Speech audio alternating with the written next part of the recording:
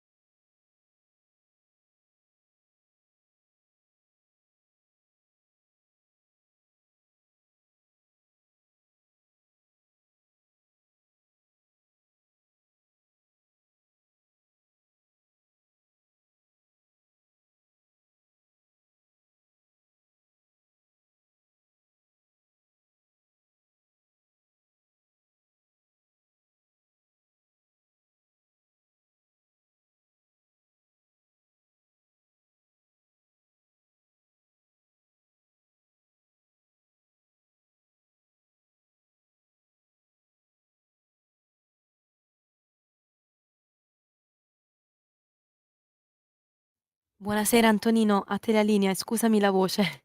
Prego Sveva, buon lavoro anche a te e ben trovata. Amici e amici miei, ma non dall'avventura, buonasera. Siete sulle magiche onde di Radio Libertà. Questo è Zoom, il drive time in mezzo ai fatti. Io sono Antonino Danna e questa è la puntata numero 984 di oggi, mercoledì 23 di aprile dell'anno del Signore 2025. Cominciamo subito la nostra trasmissione. Vi ricordo, date il sangue, in ospedale serve sempre, salverete vite umane, chi salva una vita umana salva il mondo intero. Secondo appello, radiolibertà.net, fesso chi non lo legge, perché vi perdete il liberamente del direttore responsabile Giovanni Sallusti, vi perdete gli auto da fede di Giulio Cainarca, la rassegna stampa di Sammy Varin è la mia da domani in sua temporanea sostituzione, quindi comincia un vero e proprio doppio appuntamento, se avete voglia, la mattina dalle 7:30 alle 9:30, la sera sarò qui con voi con Zoom. Farò la staffetta con me stesso, bello, mi sento come Jerry Calain, vado a vivere da solo quando si parla mettendosi da un lato e dall'altro del divano. Finalmente ci riuscirò anch'io, e che cavolo. Vabbè, comunque, visitate radiolibertà.net, un abbraccio a Sammy e che dire di più che il pezzo che avete ascoltato era dei Gibson Brothers, Baby It's the Singer, 1977. Ultima cosa, le nostre coordinate 340 670 9659 per le vostre zap o WhatsApp che dir vogliansi, oppure 0292947222 per le vostre telefonate. Quando lo dirò io, e sarà tra non molto. Ma adesso è il momento del Qui Parlamento con la senatrice Tilde Minasi. Vai pure, Sveva. Qui Parlamento.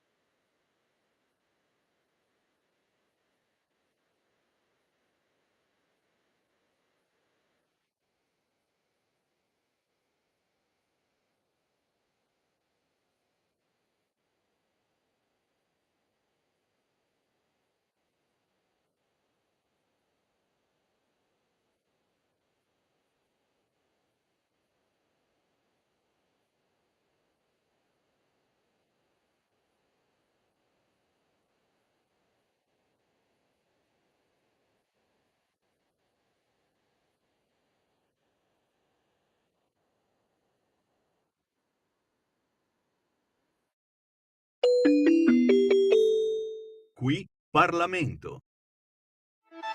Stai ascoltando Radio Libertà, la tua voce libera, senza filtri né censure, la tua radio.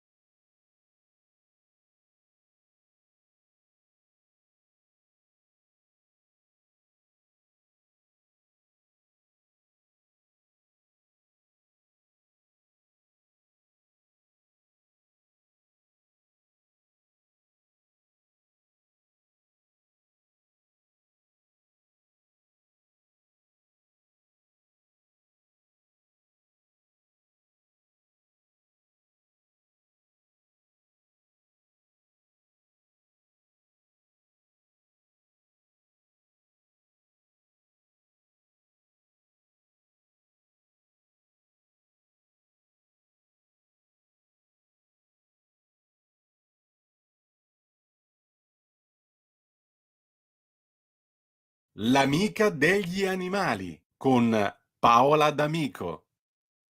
A voi la linea. Sì, grazie cara Sveva. Allora, rieccoci alle 18:35 minuti e 33 secondi sulle magiche onde di Radio Libertà. Antonino Danna al microfono con voi. E adesso avete ascoltato Il banco del mutuo soccorso, Moby Dick del 1983. Il banco è sempre tantissima roba, uno dei più grandi gruppi di prog italiano e ci dispiace per voi che ascoltate Fedez, ma i gusti sono gusti. Moby Dick, tra l'altro, Moby Dick non tutti sanno che la vera Moby Dick non era una balena, ma era a quanto pare un capodoglio che sembra fosse lungo circa 26 metri e stazzasse un bel po' di tonnellate, il quale era diventato leggendario attorno agli anni 1830 e pare che Herman Melville si fosse ispirato a questa storia, ma di capodogli parleremo tra poco. Intanto io voglio salutare la nostra co-conduttrice del mercoledì, che è Sua Soavità Paola D'Amico, che dovrebbe essere già al telefono. Paola, ci sei? Ciao Antonino, Ecco. e un saluto a tutte e tutti gli ascoltatori e le ascoltatrici. Ben trovata. E poi naturalmente la graditissima ospite, speriamo abbia gradito anche la citazione musicale, speriamo soprattutto che io non abbia detto troppe fregnacce su Moby Dick, che è la dottoressa Sabina Iroldi, che è una biologa marina di Tetis. E perché? Perché stasera parliamo di un fatto particolare. Buonasera e benvenuta. Tutto tace. E naturalmente a tutte le ascoltatrici e gli ascoltatori. ben trovata. Spero di non aver fatto Sabina. troppi danni parlando di Moby Dick. Allora, diciamo che sui 26 metri avrei qualcosa da ridire, perché diciamo la leggenda di Moby Dick in realtà si riferisce al Mocha Dick, che era questo Mocha Dick. grande capodoglio albino, e diciamo insomma 26 metri, diciamo che i più grossi capodogli arrivano al massimo ai 18 metri, però insomma si sa che non andavano ai tempi, soprattutto i balenieri, con il metro a prendere le misure. Sicuramente era molto grande questo animale, tanto da far, come dire, estendere con un po' di fantasia da 18 metri fino a 25-26 metri. Comunque insomma sicuramente un animale di tutto rispetto, e un grande maschio, perché le femmine sono un pochino più piccole. Paola, chi è la nostra gradita ospite di questa sera? Presentacela.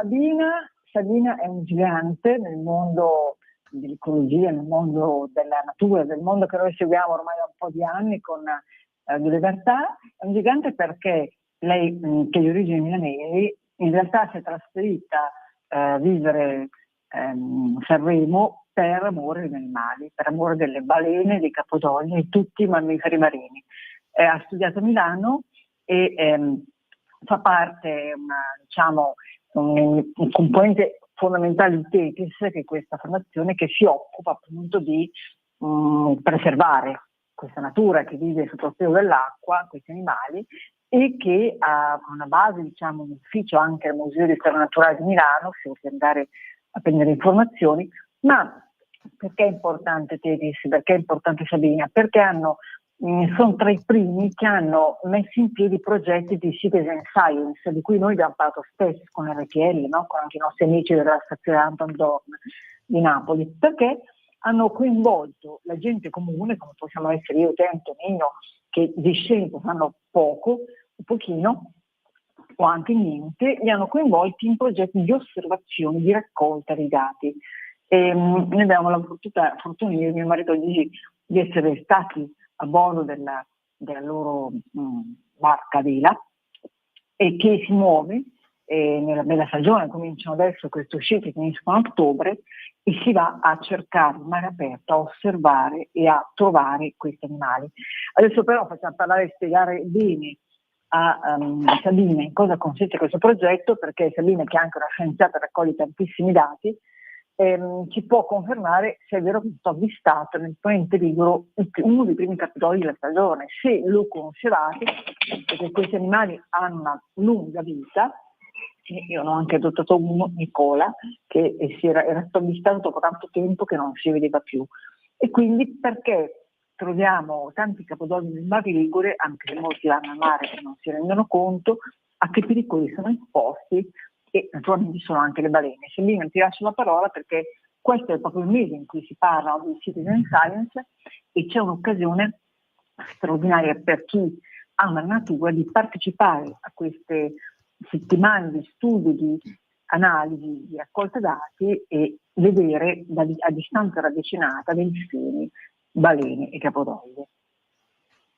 Grazie Paola, allora prendo subito la parola e per dire che sì, noi diciamo l'Istituto Tetis ha iniziato nel lontano 1987 a pattugliare i mari italiani, e siamo stati un po' i primi a farlo, perché negli anni 80, e stiamo parlando insomma alla fine di pochi decenni fa, ma in realtà nessuno sapeva praticamente nulla di quali erano le specie di cetacei, quindi balene, delfini presenti nei nostri mari italiani, quanti ce ne fossero, come fossero distribuiti. Insomma, non si sapeva nulla. Persino i miei professori universitari, devo dire, di allora, quando andai a dire, ma guardi, io veramente ho visto decine di balenottere comuni, capodogli, globicevoli, mi guardavano insomma con degli occhi, con un grande punto di domanda nei loro occhi.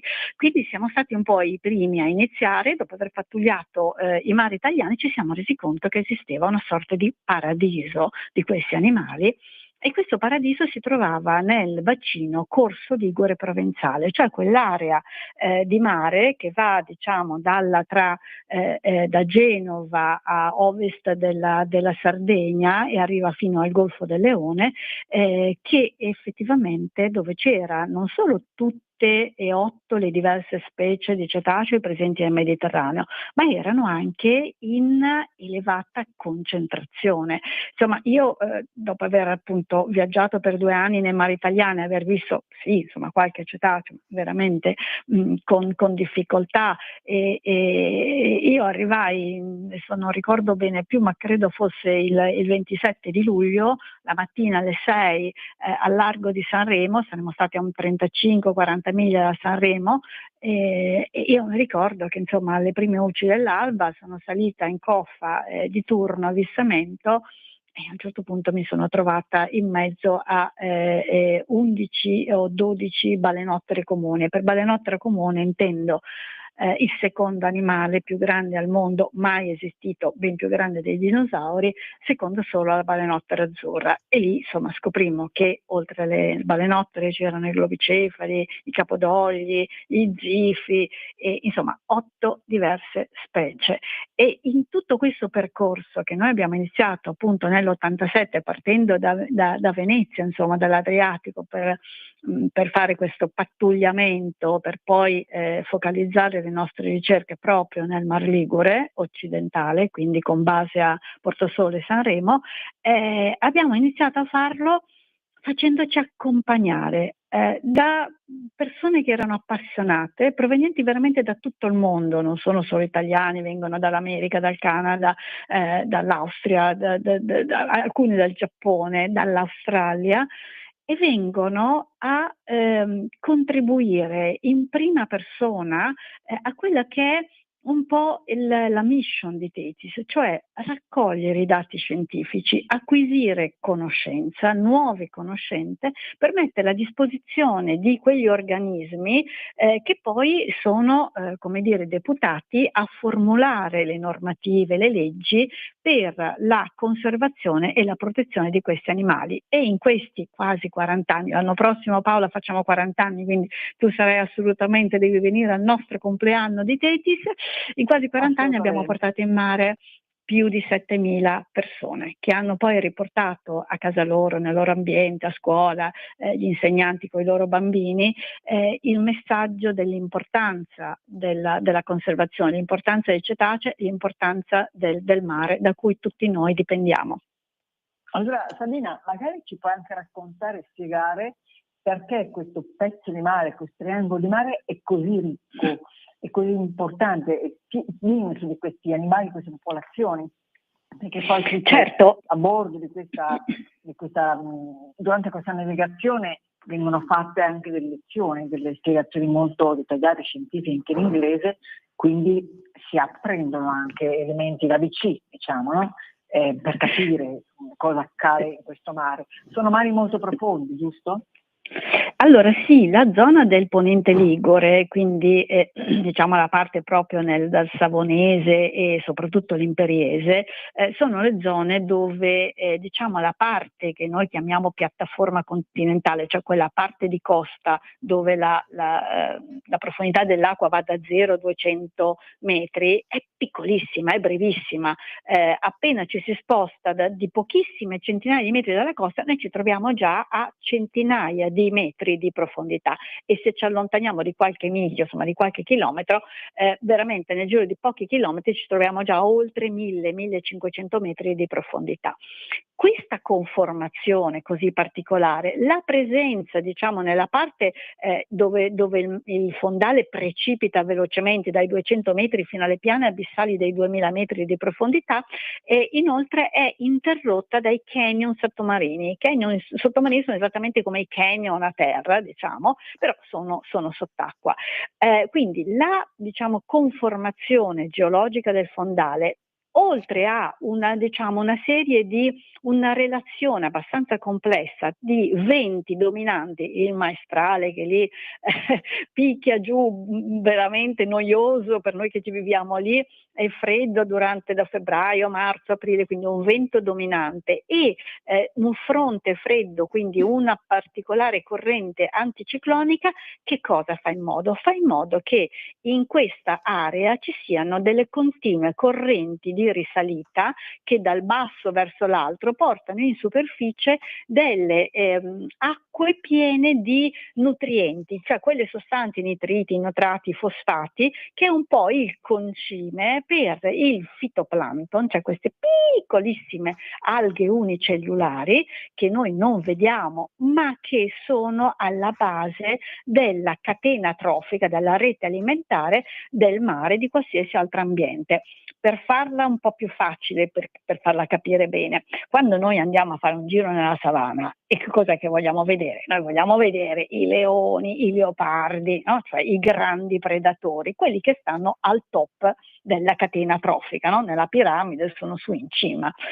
Però noi per poter vedere i leoni, perché ci siano i leoni, ci devono essere tante gazzelle, ma perché ci siano tante gazzelle ci deve essere tanta erba, cioè la base perché ci sia un ambiente estremamente ricco fino ai più grandi predatori necessita di una grossa quantità di vegetali, cioè di produttività primaria. In mare non abbiamo l'erba, non abbiamo gli arbusti, ma in mare aperto ovviamente non abbiamo neanche le alghe che siamo abituati a pensare vicino agli scogli, perché abbiamo magari 2500 metri di profondità, però abbiamo queste piccolissime alghe unicellulari che, colgo l'occasione, forse pochi sanno che oltre il 50% dell'ossigeno che noi umani e tutti gli animali respiriamo, il 50% non viene dalle foreste dell'Amazzonia o dai grandi prati o dalle grandi praterie a terra,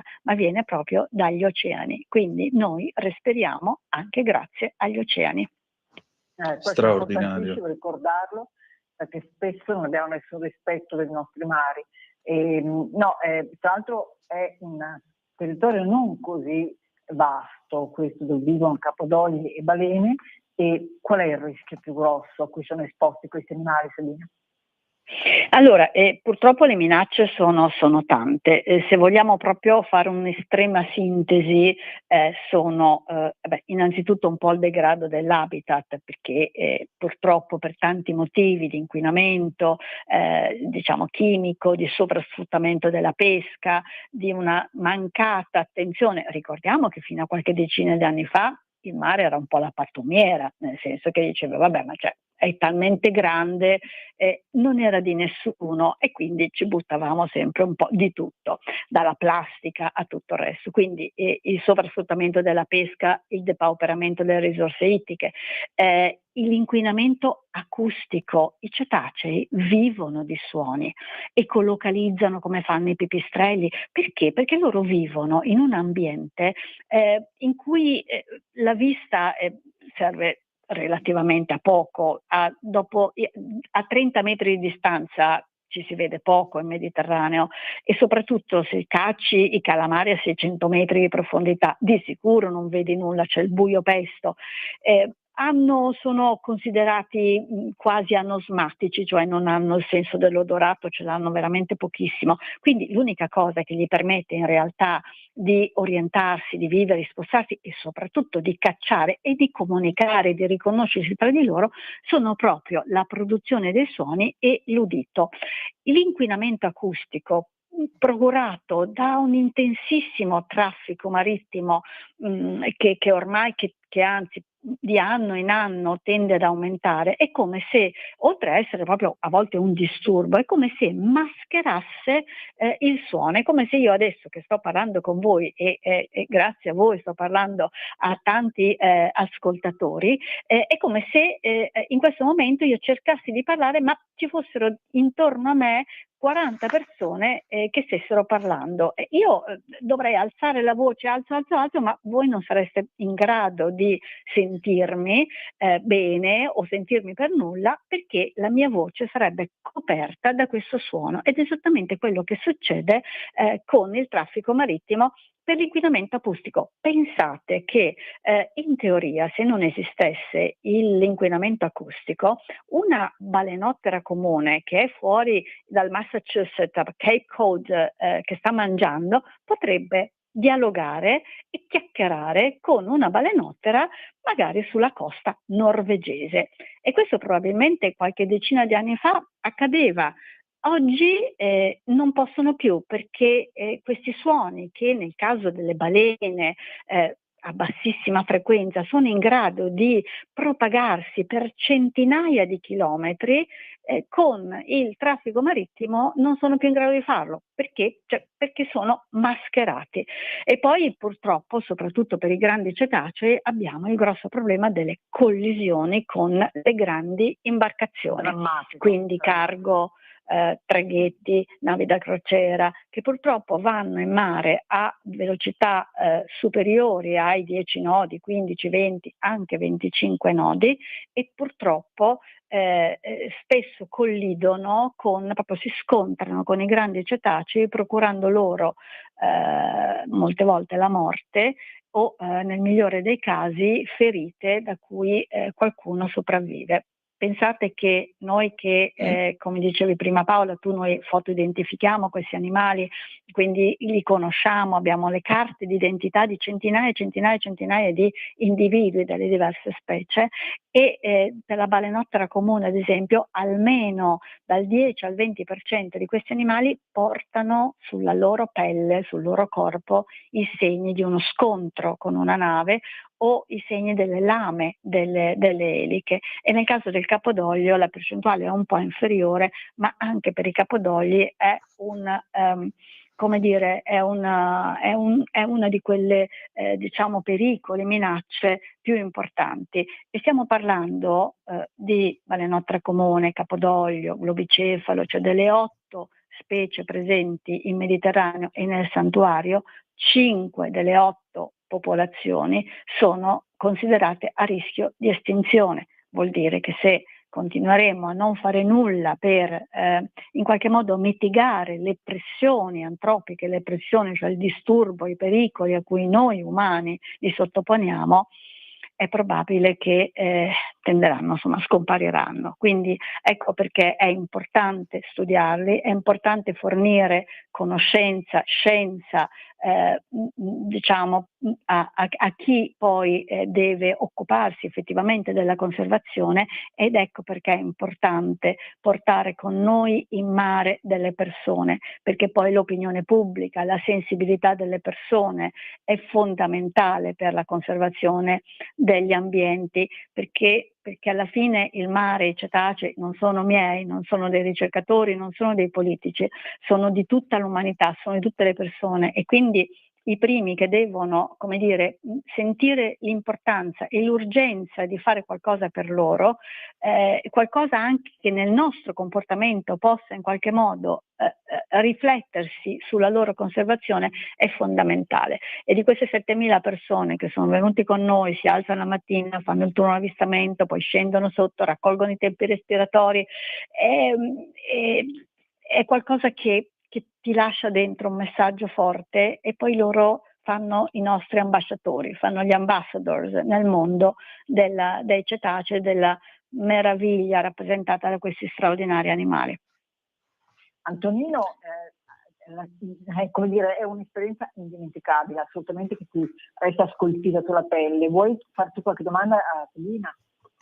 Sì, io vorrei chiedere due cose, perché in effetti proprio nel Mar Ligure per la prima volta nella mia vita a 40 anni ho potuto vedere un delfino vero in libertà, che è una cosa straordinaria, perché tornavamo da una battuta di pesca e il delfino cominciò a giocare correndo davanti alla prua del peschereccio. Ed è una cosa straordinaria, perché si vedono o negli acquari o diciamo così in cattività. Ma la cosa che più mi colpisce è questa: come mai in ogni caso i cetacei tornano nel Mar Ligure malgrado le insidie che ci sono? Secondo, perché si spiaggiano? Allora, per quanto riguarda la prima, in realtà tornano, in realtà ci stanno sempre, nel senso che a seconda della specie, ad esempio le stanelle, che probabilmente l'animale che, o il torsio, perché sono diciamo i due delfini che più spesso si incontrano quando si va in Mar Ligure, in mare, e non si è molto molto lontani dalla costa. Se si è vicini a un tursiope, questo diciamo delfinone di 3 metri, e magari un pochino più lontano dalla costa e sono le stenelle. In realtà loro vivono sempre nella zona del santuario, poi magari c'è a volte una maggior concentrazione in estate, però li si incontra assolutamente tutto l'anno. Nonostante tutto questo, perché li trovano da mangiare? Perché diciamo, l'esigenza primaria di questi animali è il cibo, e siccome il Mar Ligure, questa zona e tutta la Provenza, quindi diciamo da Genova fino alle isole Baleari, quindi nella parte a ovest, è una delle zone più produttive, più ricche di tutto il Mediterraneo, e lì trovano la pappa, che è la cosa ovviamente fondamentale. Poi, ad esempio, nel caso dei capodogli e delle balenottere comuni, noi sappiamo che in inverno qualcuno rimane nel santuario e qualcuno invece si sposta, se ne va in giro. Ad esempio 11 dei nostri capodogli li abbiamo beccati nello stretto di Gibilterra, uno si è fatto persino tutto il Mediterraneo ed è arrivato fino davanti a Israele 2 anni fa, e un nostro collega l'ha fotografato, mi ha mandato questa foto, io ho fatto un salto, no, ce l'ho in catalogo, è mio, ma chi ci faceva dall'altra parte del Mediterraneo? Tutti questi centinaia di chilometri. Quindi qualcuno si muove, si sposta, quindi ha, come dire, una sorta di migrazioni,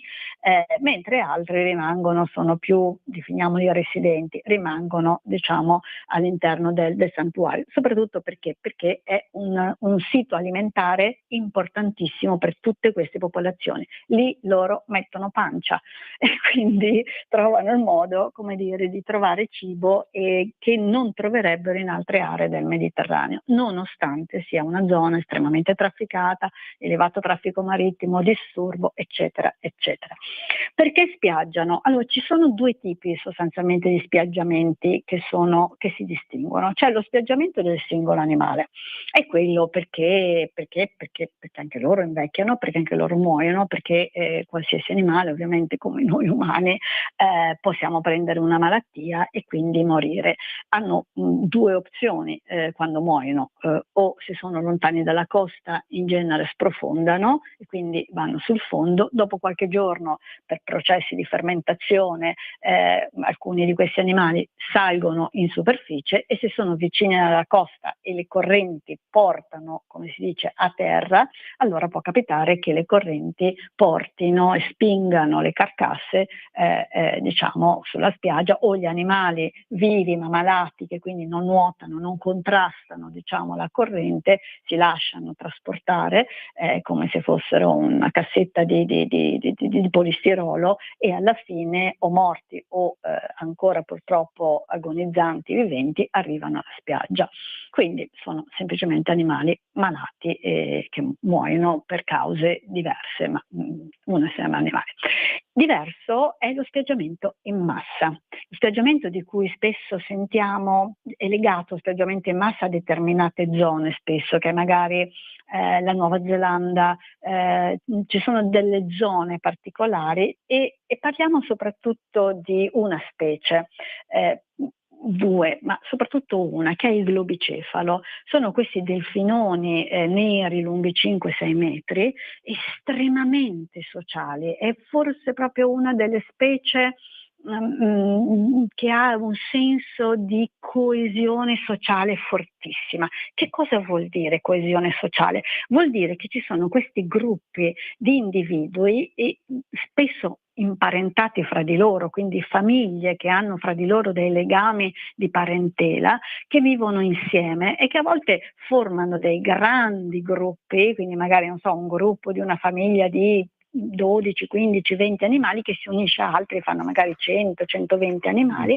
E che cosa succede? È talmente forte, e tendenzialmente si pensa, chiaramente alle interviste non siamo ancora arrivati, quindi diciamo si pensa che tendenzialmente in questi gruppi familiari, in questi gruppi ci sia un individuo che sia un po' il punto di riferimento della famiglia, tendenzialmente una vecchia femmina. Che cosa succede? Succede che quando uno o più individui di un gruppo, per diversi motivi, magari perché sono malati e quindi perdono l'orientamento, magari perché entrano in una di quelle diciamo aree che noi definiamo death trap, cioè le trappole di morte, in cui sono delle specie di baie in cui le condizioni, la situazione del fondale sabbioso, la tipologia, l'altezza dell'acqua, eccetera, fa in modo che la produzione dei suoni, perché gli animali fanno un po' come i pipistrelli, cioè si orientano producendo questi suoni e poi, come dire, interpretando l'eco di ritorno. Ci sono delle zone in cui è come se non capissero più niente, cioè l'eco di questi suoni interferisce la direzione, la riflessione, la rifrazione, insomma, non voglio entrare nello specifico, ma insomma è come se uscissero pazzi perché non capiscono più niente, sono tutti questi suoni che gli tornano indietro, non capiscono più dove sono e invece a volte di andare al largo finiscono per andare verso terra, quindi finiscono per andare o sugli scogli o sulla sabbia. Ma che cosa succede a quel punto? Perché uno dice, vabbè, magari uno ha perso orientamento, è malato e va lì, ma perché tutti quanti, se uno solo o due perdono orientamento, si confondono, gli altri non tornano in mare? Si vogliono suicidare? No, non esiste la voglia del suicidio neanche nei lemmi in natura, ma che cosa succede? È talmente forte la loro coesione sociale che non abbandonano i loro parenti, non abbandonano gli altri animali e l'unico modo per cercare di salvarne qualcuno quando magari abbiamo 80, 100, 120 animali lungo una spiaggia che li vedi lì ancora vivi ma morenti, non è quello di prenderne uno alla volta e allontanarlo, perché lo si prende, lo si allontana, lo si spinge con le barche, lo si porta anche a 2 chilometri, ma appena lo si lascia il suo istinto, lui per istinto si girerà e tornerà di nuovo insieme al gruppo rischiando di morire. L'unico modo è riuscire a raggruppare in prossimità della spiaggia, della costa, almeno 20-30 animali, cioè un numero sufficiente di individui da, come dire, spostarli, da ricreare un po' il senso del gruppo e allora c'è la speranza di aver salvato almeno quei 20-30 individui. 10 secondi di pausa e poi chiudiamo. Vai Sveva. Stai ascoltando Radio Libertà. la tua voce libera, senza filtri né censura. La tua radio. E allora, per concludere appunto, abbiamo con noi Paola D'Amico e Sabina Airoldi, chiudiamo il nostro spazio dedicato agli animali. Paola, a te le conclusioni. Conclusioni sono che è un'esperienza che suggerisco a tutti di provare e seguire molto da vicino, anche se non c'è modo di andare, saremo con Sabina sulla barca del Tetis, seguire però da vicino queste vicende e sostenere l'istituto Tetis perché ovviamente è un istituto pro bono e ha bisogno dell'aiuto di tutti noi e Sabina è riuscita nel tempo. Uno pensa è semplice convincere gli amministratori di questi territori a sensibilizzarsi, no, non è affatto semplice, ha fatto un lavoro certosino con una pazienza veramente ammirevole e quindi ripeto noi possiamo aiutare questi ricercatori e queste attività soltanto seguendoli, seguendo i loro social, interrogandoli anche perché poi sono sempre disponibili a spiegarci e leggendo perché la cultura diciamo fa 90. Quindi grazie Marina per essere stata con noi, è fortunato chi potrà seguirvi in questi viaggi scientifici e in bocca al lupo per il 40°, magari tornerai con Radio Libertà a raccontarci qualche cosa bella. Molto volentieri. Molto volentieri. Grazie a tutti voi e insomma chiunque è appassionato e ha voglia di vivere un'esperienza emozionante in mare, incontrare i cetacei, può venire con Tetis, quindi vi aspettiamo.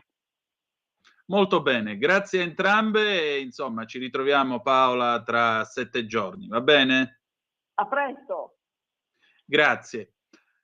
Allora, adesso noi proseguiamo la nostra trasmissione alle 19:06 e 17 secondi, dandovi intanto, prima di tutto, qualche notizia. Ultima ora, l'ANSA e in particolare, ecco qua, l'ANSA, no, niente canzone, Sveva, niente canzone.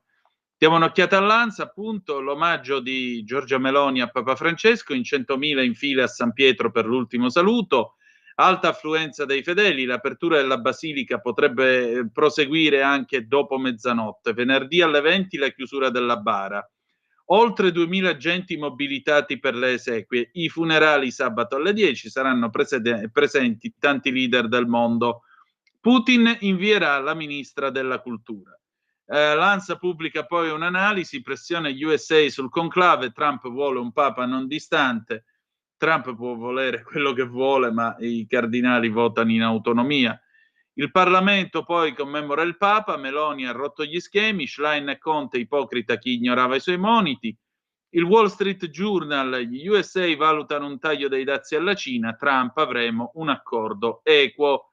E poi una piccola curiosità per i bookmaker, Parolin Tagle, spunta il Fantapapa, scommesse al via online, si può scegliere il proprio candidato. Allora, c'è un problema che aleggia su questo conclave.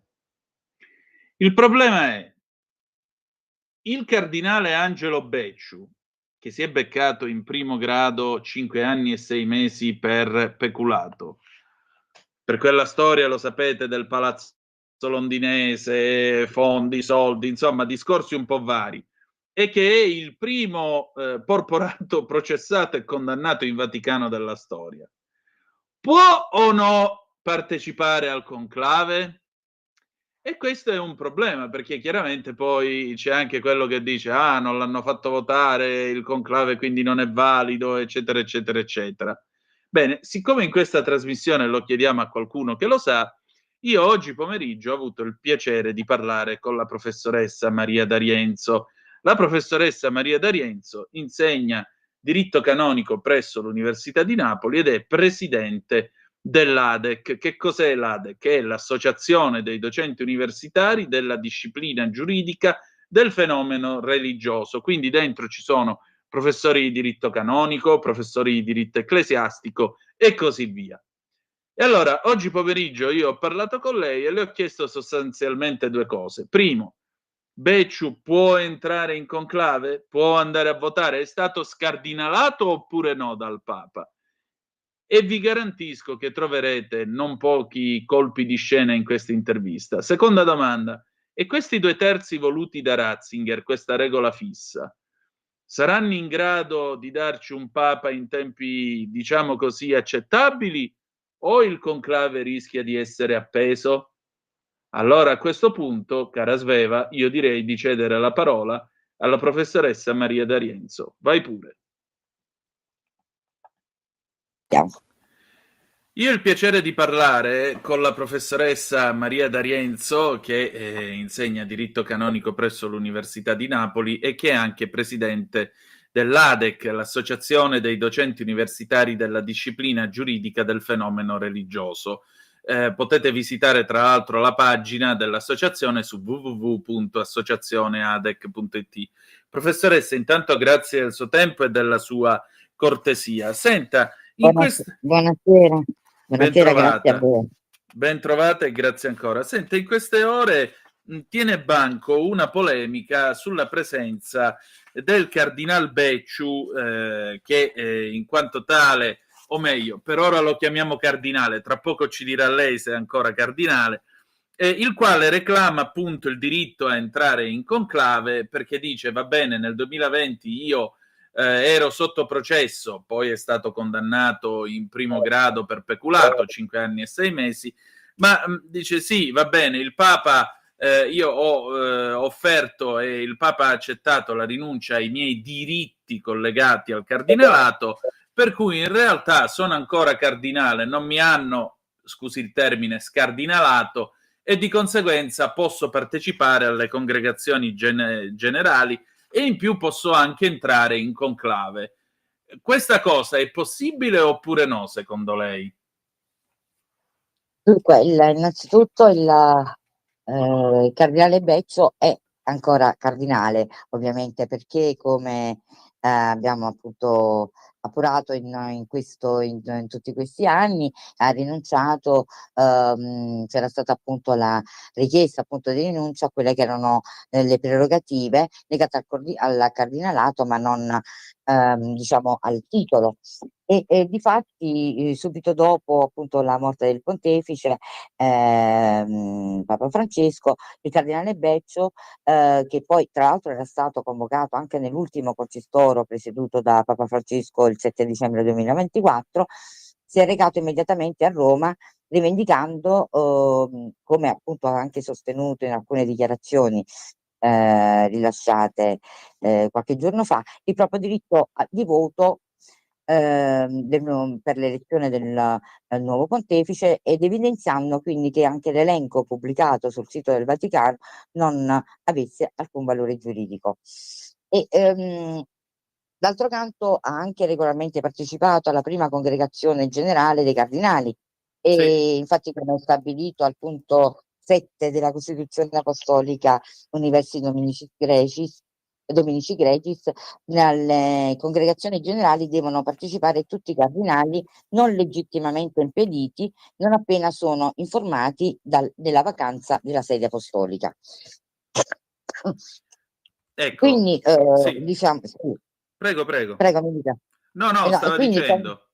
con riguardo appunto all'elezione del nuovo pontefice, il numero 36 della Costituzione Apostolica esclude dalla partecipazione al conclave soltanto i cardinali canonicamente deposti o che abbiano rinunciato col consenso del Romano Pontefice alla dignità cardinalizia, e quindi stabilisce che in periodo di sede vacante il Collegio dei Cardinali non può riammettere o riabilitare costoro. E sul punto occorre quindi rilevare che nel caso appunto del cardinale Becciu, l'atto di rinuncia ai diritti connessi al cardinalato, che era avvenuto nella udienza innanzi a Papa Francesco appunto nel 2020, non è mai stato appunto prodotto in forma scritta, né è mai stata comunicata la relativa accettazione del Romano Pontefice. E quindi in pratica noi abbiamo qui un problema giuridico che non è stato appunto risolto appunto in questi anni, e Insomma, che, un bel la pasticcio. e che la sua soluzione appunto adesso è rimessa proprio alle congregazioni generali. Tra l'altro, e quindi che io penso, insomma, appunto che sarà appunto dovranno appunto in qualche modo interpretare appunto questo tipo appunto di lacuna che si è verificata appunto con con quest'atto appunto di rinuncia imposta alle prerogative del cardinalato. E qualora appunto si dovesse ritenere perfezionata la rinuncia ai diritti cardinalizi e la possibilità di ammettere il cardinale Beccio alla partecipazione al conclave, discenderebbe dunque dall'interpretazione delle disposizioni della Costituzione Apostolica Universi Dominici Gregis, specificamente al numero 33, che configura come l'elezione del nuovo pontefice come un diritto dei cardinali, e del numero 38, secondo cui invece tutti i cardinali elettori sono tenuti, in virtù di santa obbedienza, ad ottemperare all'annuncio di convocazione e a recarsi al luogo designato allo scopo, a meno che siano trattenuti da infermità o da altro grave impedimento, che però dovrà essere riconosciuto dal Collegio dei Cardinali. Becciu Quindi, mi pare stia benissimo e sia agguerrito, quindi direi non sia questo il caso. infatti appunto non rientra, tra l'altro appunto anche diciamo anche diciamo nell'aggiornamento che è stato fatto della Costituzione da Benedetto XVI, appunto viene previsto che non ci possono essere motivi per escludere o pretestuosi appunto per escludere comunque i cardinali. Il problema è, diciamo, un problema molto sensibile, che riguarda appunto effettivamente quella che sono appunto anche le prerogative appunto del cardinale Becciu, e penso su queste dovrà pronunciarsi appunto la congregazione generale, che potrebbe essere anche orientata in qualche modo, potremmo dire, ad ammettere il cardinale Becciu diciamo nel novero appunto dei cardinali elettori, per scongiurare proprio anche eventualmente anche il rischio che una sua mancata riabilitazione possa comunque creare insomma in qualche modo anche delle mh, diciamo delle forme appunto di polemica, anche forme appunto di richiesta appunto di invalidazione dell'intero conclave, insomma, no? Ma Certo. d'altro canto d'altro canto penso che su questa questione, il collegio cardinalizio abbia, ehm, diciamo potrebbe assumere appunto nella sua valutazione anche un particolare valore simbolico, anche che questo, ehm, diciamo che questo appunto si svolge in un anno giubilare, chiamato, come si evince proprio dalla stessa bolla di indizione, "Spes non confundit", a permettere a tutti di scoprire quanto sia illimitata la misericordia di Dio. D'altro canto è vero che il cardinale Becciu è stato appunto condannato per peculato, ma è pur vero che, c'è ancora l'appello e che quindi diciamo che, in teoria vale ancora la presunzione il principio appunto della presunzione di innocenza. Diciamo però su questo sicuramente appunto, la saggezza e l'equilibrio del collegio cardinalizio saprà ben orientarsi e lo vedremo nei prossimi giorni. Professoressa, lui ha detto, m'hanno messo nell'elenco dei cardinali non elettori, ma è un elenco che non ha nessun valore giuridico. Allora possono mettere pure me in quell'elenco, voglio dire. Beh, non è diciamo ovviamente, non è proprio così, nel senso che ovviamente penso che il cardinale Becciu si riferisse comunque proprio al tipo di interpretazione che non può essere, diciamo, la sua mancata presenza nell'elenco è il frutto comunque di un'interpretazione che però non è appunto ancora, ehm, appurata, no, che non è il frutto comunque di una decisione presa, in precedenza, che comunque è una decisione comunicata e basata comunque su, principi canonisticamente, definiti comunque definiti, insomma, no, quindi, in questo senso, insomma, penso che, intendesse, il cardinale Becciu riferirsi alla non validità giuridica dell'elenco dei cardinali. Certo. Professoressa, senta, sposto un po' il focus della sua attenzione su un altro tema, un altro punto di questa elezione papale. Normas non nullas, le norme appunto volute da Benedetto Sì, XVI, richiedono sempre e comunque la votazione, per scrutinio e soprattutto con il quorum dei 2/3. Se dopo sì. 33 o 34 votazioni non si arriva ad avere questa elezione, allora si fa il ballottaggio tra i due più votati, però sempre richiedendo il quorum dei due Sì. terzi. Ma questo non, mi passi il termine, non impicca il conclave, non c'è il rischio che si arrivi a una situazione di stallo anziché avere una decisione in tempi sufficientemente rapidi? Beh, diciamo che, chiaramente anche con un, collegio cardinalizio così, ormai appunto così, ampio, ehm, anche con, nomine appunto di cardinali che magari ancora non si conoscono, no, quindi, personalmente il rischio comunque di, non raggiungere in tempi brevi, la maggioranza dei 2/3 effettivamente appunto ci può essere. Ma è anche vero che questa norma diciamo tende appunto ad assicurare anche che l'elezione del nuovo pontefice sia, goda appunto della, ehm, sia espressione appunto di una maggioranza appunto qualificata degli elettori e quindi anche di una ehm, diciamo sia espressione appunto anche di quella comunione nella Chiesa ehm, nelle sue appunto specificità.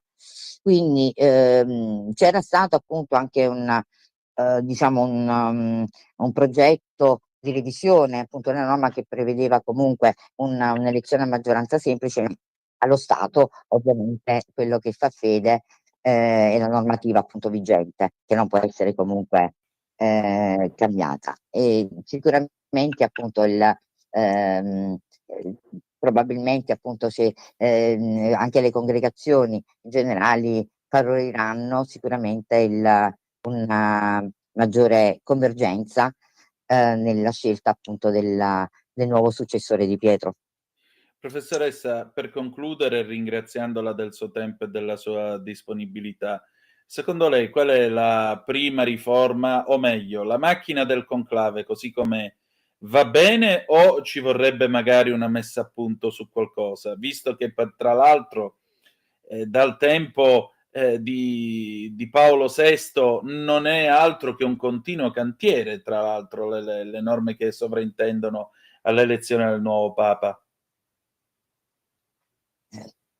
Io credo che la normativa è un enorme cantiere proprio perché comunque c'è la necessità di adeguare appunto le norme anche a una Chiesa che in qualche modo sta assumendo un volto sempre più internazionale, sempre più composito, quindi questo appunto lo potremo vedere con il nuovo successore di Pietro e anche con diciamo l'indirizzo che vorrà dare. E sicuramente questi progetti appunto di revisione della normativa appunto di elezione del pontefice probabilmente saranno ripresi, ma se non sono stati comunque approvati in questi anni, evidentemente comunque se questi progetti non sono andati avanti, evidentemente perché l'intento è quello di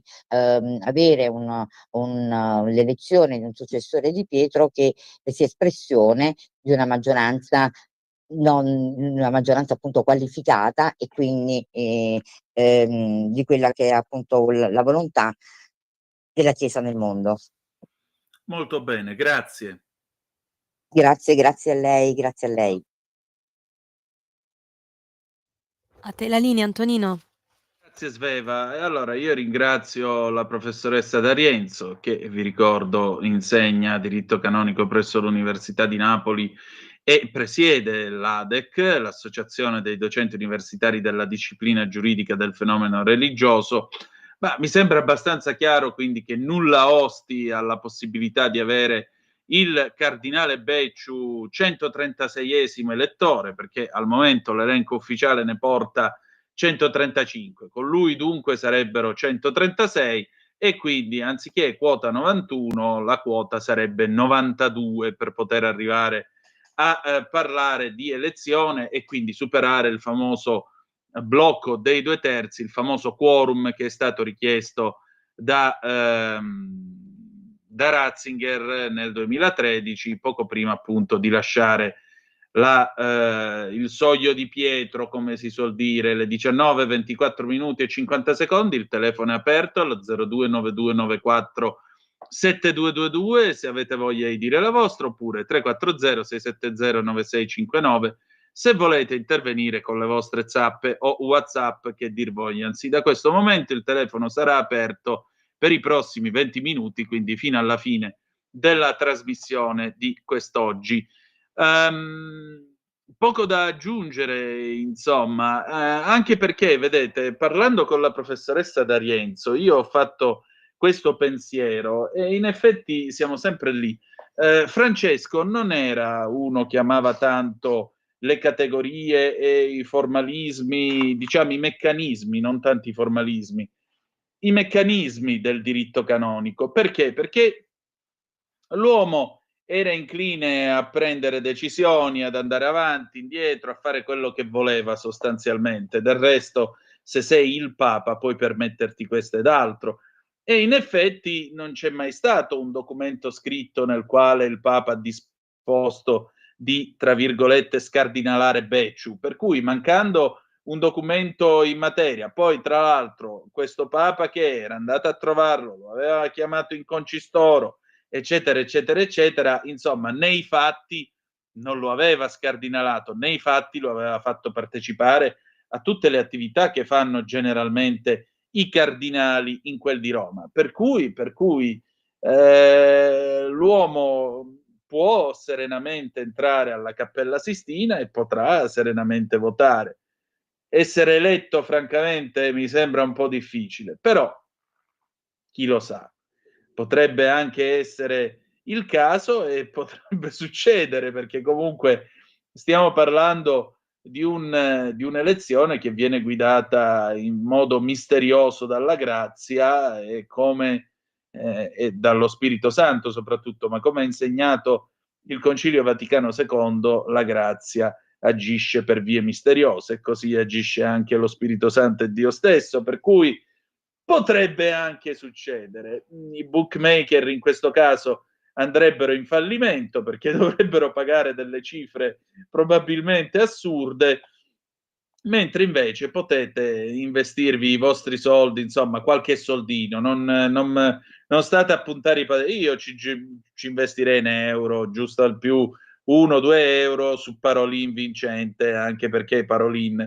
viene dato a 2,50, segue Tagle per il momento, quindi la sfida è tra il segretario di Stato, che in realtà in questo momento segretario di Stato non lo è più, perché quando il Papa muore, appunto, decadono dalle cariche tutti quelli che sono in curia, i capi di Castero decadono tutti dalle cariche, ma quindi Cardinale Parolin oppure il Papa Rosso, l'evangelizzatore Luis Antonio Tagle da Manila, che potrebbe anche lui spuntarla. Di Tagle si racconta che egli addirittura girasse per la sua diocesi in bicicletta, e quando veniva a sapere che c'era un prete ammalato che non poteva dire messa, lui arrivava con la bicicletta, celebrava la Santa Messa, eventualmente se c'era da confessare confessava pure, dopodiché, come era venuto, se ne andava, rimontava in sella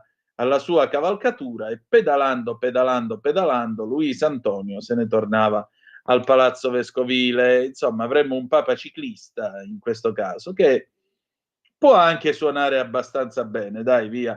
Un altro Papa che era appassionato di ciclismo era Paolo VI. Papa Montini amava guardare le gare ciclistiche, e un altro pure che gli piaceva forte il ciclismo ed era un tifoso di Bartali, a quanto si dice, era niente po' di meno che Pio XII, Papa Pacelli. C'è una telefonata, però io ti chiedo, Sveva, per favore, un altro jingle, così facciamo lo stacco e poi la prendiamo. La tua radio è ascoltabile anche con la televisione in digitale. Sul telecomando della televisione digitale o del tuo ricevitore digitale puoi scegliere se vedere la TV o ascoltare la radio. Risintonizza i canali radio e troverai anche Radio Libertà, canale 252.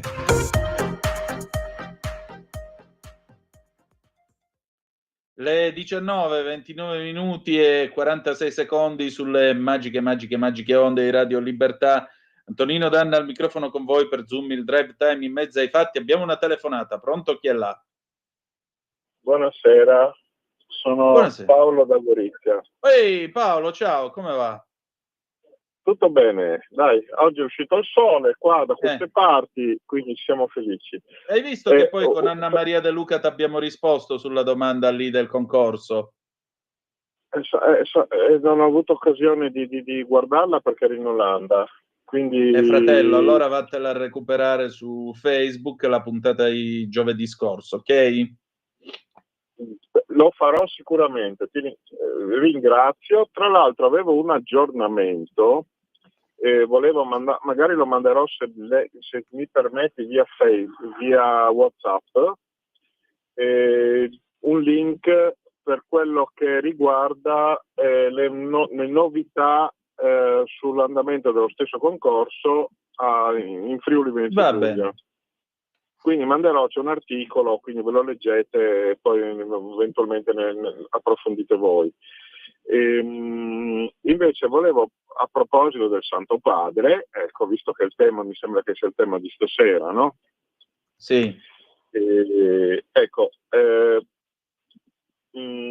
Radio Libertà, nel corso degli anni, durante il pontificato del Papa Francesco, è stata, a seconda dei giornalisti, delle persone insomma che intervenivano e che curavano i vari programmi del palinsesto, è stata spesso critica e io ho trovato anche molto interessanti le eventuali critiche che venivano poste in essere, no? Perché le trovavo teologicamente anche approfondite e puntuali nel merito.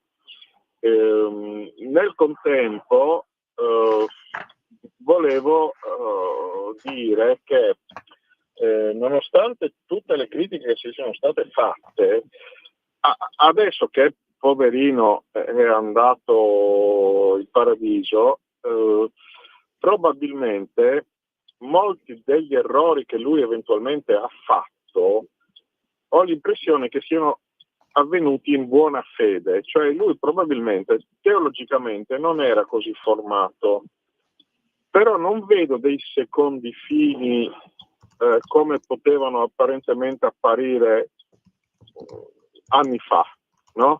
Cioè non vedo dei fini rivoluzionari apocalittici, non so come spiegare, aiutami tu, sono un po' confuso in questa esposizione. In effetti ho l'impressione che molte volte lui lo facesse veramente di cuore, cioè l'apertura verso determinate problematiche, verso determinati gruppi di persone, fossero proprio di cuore, venendo meno nel contempo all'aspetto teologico basilare dell'ortodossia cattolica. Ed lo so che è una riflessione un po' particolare, che forse richiede un migliore approfondimento, no? Però è un'impressione di cuore, di pelle, di pancia, no? Cioè tu dici che lui abbia in un certo senso bypassato certe verità e certe prescrizioni della Chiesa pur di andare verso la gente, ho capito bene? Esattamente questo intendevo. Ha messo da parte alcune problematiche teologiche basilari pur di andare verso la gente, proprio quello che hai detto tu. Ma vedi, il problema è proprio questo: la Chiesa non è un circolo, né un partito politico che arriva il nuovo segretario e decide di cambiare la linea. Cioè lui... dimmi.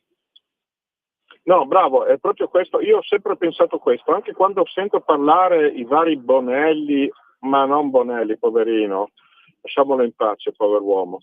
In generale, quando un politico parla del Papa, si dimentica che il politico risponde oggi, adesso, qui.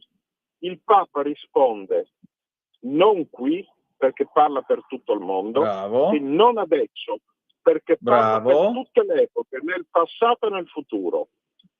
È un rapporto completamente diverso. Non solo. Perché quello che dice il Papa oggi varrà tra 2000 anni, quando i governi non esisteranno più. Non solo, c'è anche il problema, c'è anche un problema di fondo, e il problema di fondo è questo qua. Il Papa non rende conto a un elettorato, il Papa rende conto solo a Dio, perché il potere viene dall'alto nella Chiesa, non dal popolo. E il Papa è chiamato a confermare i fratelli nella fede, quindi lui non può derogare agli insegnamenti e alle verità della fede cattolica.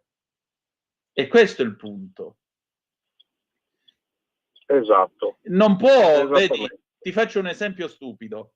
Io in questi anni mi sono letteralmente contorto dall'incazzatura tutte le volte in cui ho letto e visto gente che non sapeva nemmeno come fosse fatta una chiesa e che continuano a parlare ancora in queste ore, in questa melassa con cui stanno avvolgendo ora questo povero Papa morto. perché ne stanno facendo un santino, mentre non è questo il tempo per riflettere sulla sua figura. E mi sono contorto tutte le volte in cui, ripeto, gente che di Chiesa non ne sapeva un H e non c'era mai stata, mi diceva che il Papa avrebbe aperto alle donne prete perché il Papa era favorevole alle diaconesse. Ora, la gente non è tenuta né a conoscere il diritto canonico né a conoscere la storia della Chiesa. Però se tu fai informazione non puoi nemmeno sparare cazzate a nastro in questo modo.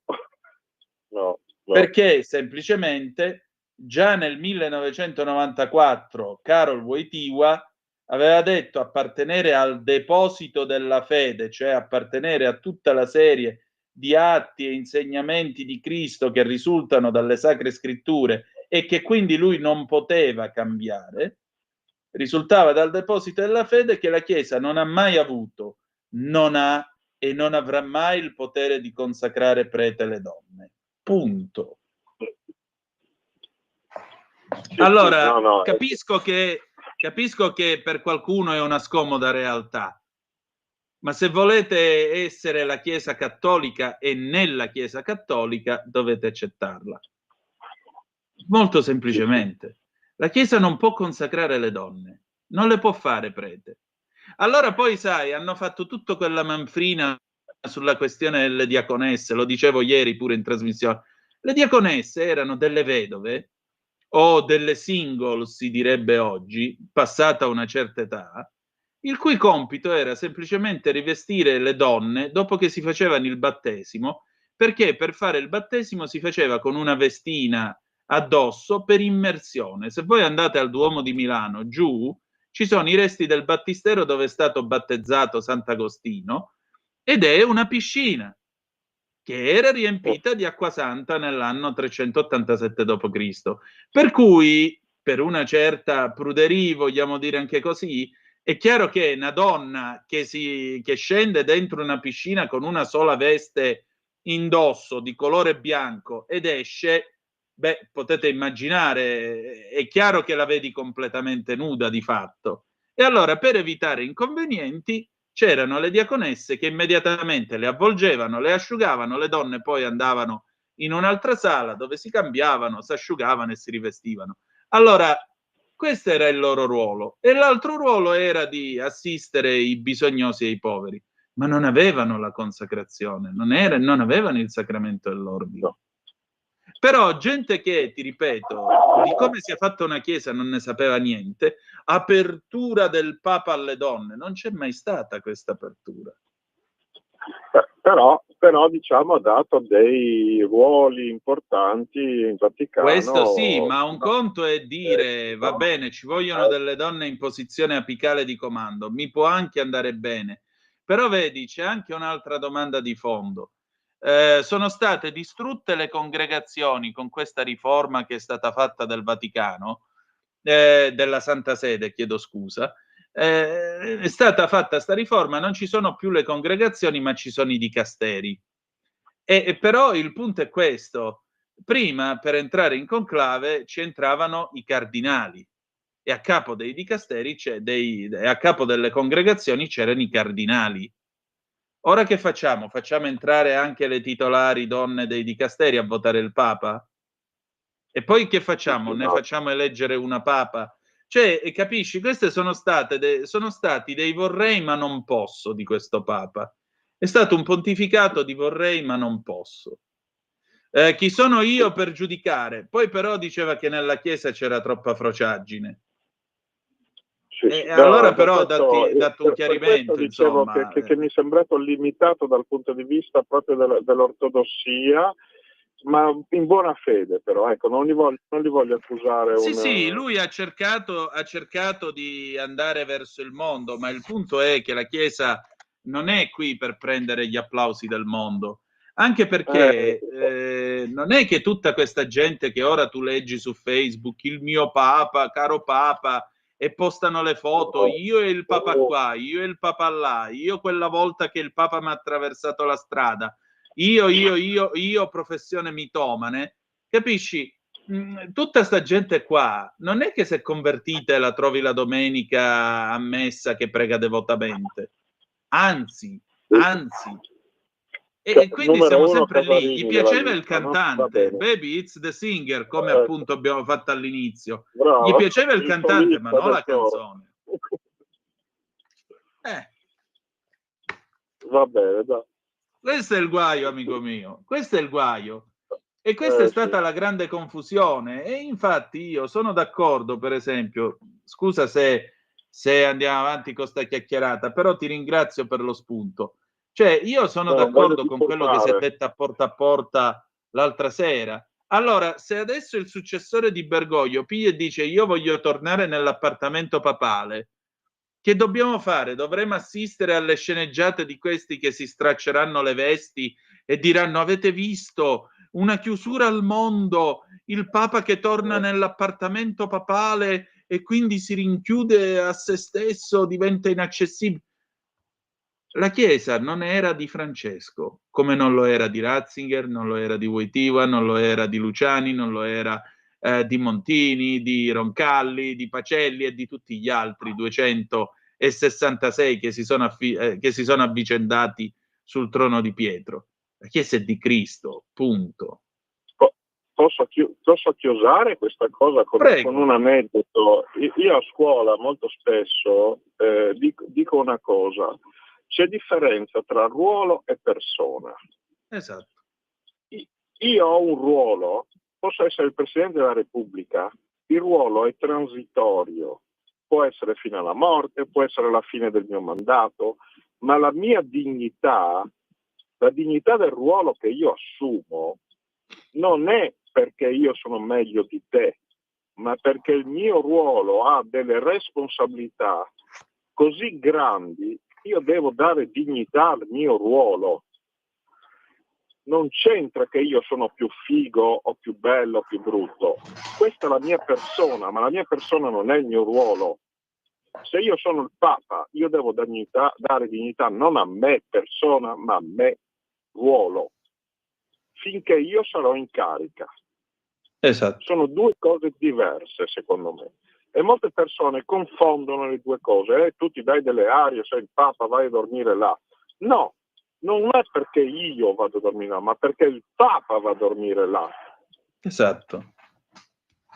O anche la storia delle scarpe rosse, no, lui le aveva nere. Le scarpe rosse hanno una precisa simbologia.